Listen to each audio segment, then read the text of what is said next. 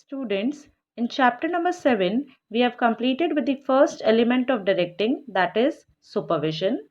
We have started with the second one, that is motivation. In motivation, till now we have completed with understanding the meaning of motivation, its characteristics and process. Today we're going to start with significance of motivation. Now the first point is whenever a person is being motivated with the right kind of incentive and in a right kind of direction, at that time he will going to give his maximum to the organization, which will ultimately result in that of or achievement of organizational goal. Okay, if Saint Anthony's will going to motivate me in a right direction with right kind of benefit, at that time I'll contribute my 100% to the organization, which will ultimately result in achieving the organizational goal of Saint Anthony's. Coming to the second one, that is improvement in performance level of employees. Here we will take an example of a racer. If a racer wants to win a medal, that medal act as a motivation for him.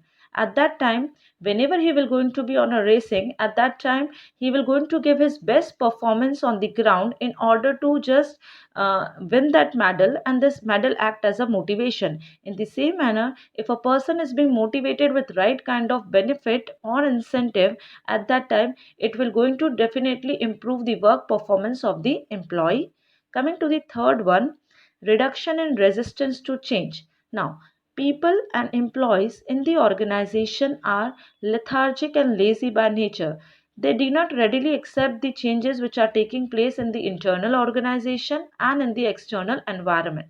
At that time, whenever a person is being motivated in a right direction, at that time they just readily accept the changes which are taking place in the organization. Sometimes you do not just convey with the or convince with the talking of teacher, but when teacher gradually motivates you in a right direction, at that time you just convince with the teacher's talk and you readily accept that particular change. This is known as reduction in resistance to change. Okay, another example for this is that suppose an organization tells its employees that you have to work for 12 hours instead of 8 hours. They will resist because within the same salary they will not be ready to work. But if the organization motivates them in a right direction, see, today we are just making you work for extra hours in the same salary, but in the upcoming years we're going to just give you the benefits of that. In that case, they will going to readily accept the change. So this is how motivation will just reduce the resistance to change.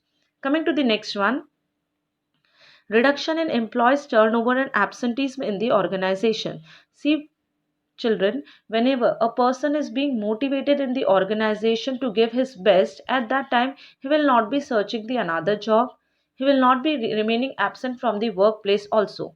Had it been, I am taking the example of mine. If as a teacher of business studies I am just anxious to do job in St. Anthony's, I will not be searching the another job. If I am motivated to teach, at that time I will not be keeping absent myself from the workplace. So motivation sometimes also helps in reducing the labor turnover and absenteeism.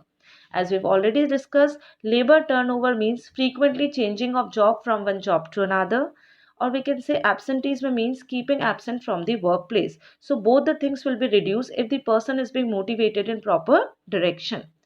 Coming to the next one, positive attitude of employees. No doubt, if the person is being motivated, then he will be having a positive attitude towards his work also, towards his organization also.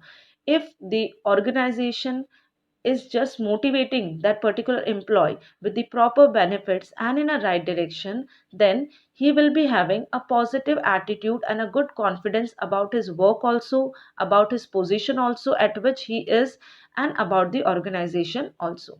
Next one, supportive work environment.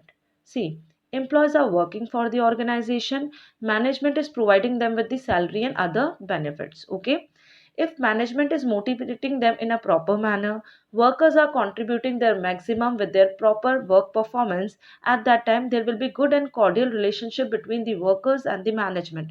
Thus, there will be a supportive work environment for both management and workers.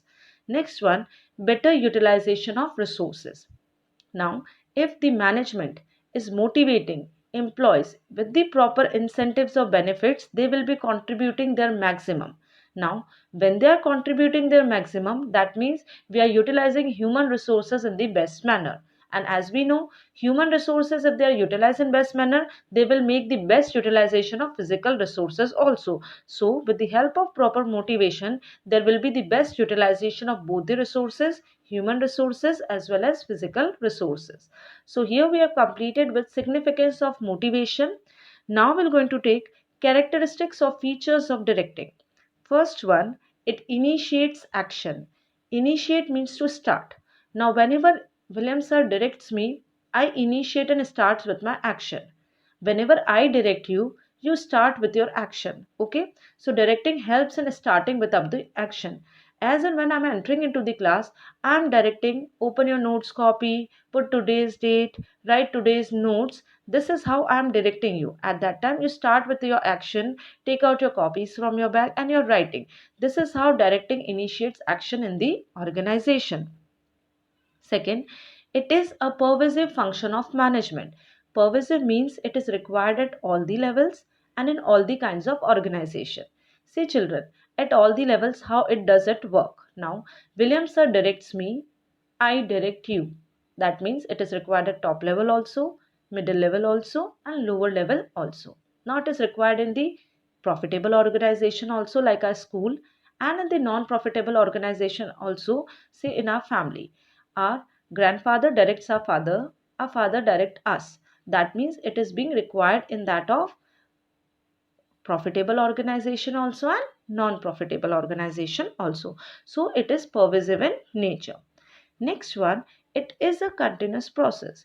See, as and when employees complete with the one task, they again have to be directed for the other task. And so on, the things are going on. That is why directing is continuous in nature.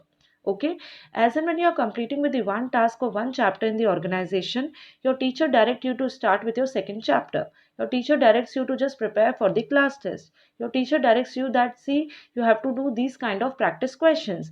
This is how once the work is being accomplished, again a person has to be directed for the another task, and this is how the directing is continuous in nature. Next one, directing always flows from top to bottom. That means a superior can always direct his subordinate to do the task, but a subordinate cannot just direct his superior. I can instruct you, I can be instructed by William sir, but I and students cannot instruct William sir to do one or the another thing. That means that it always flows from superior to subordinate and direction is from top to bottom.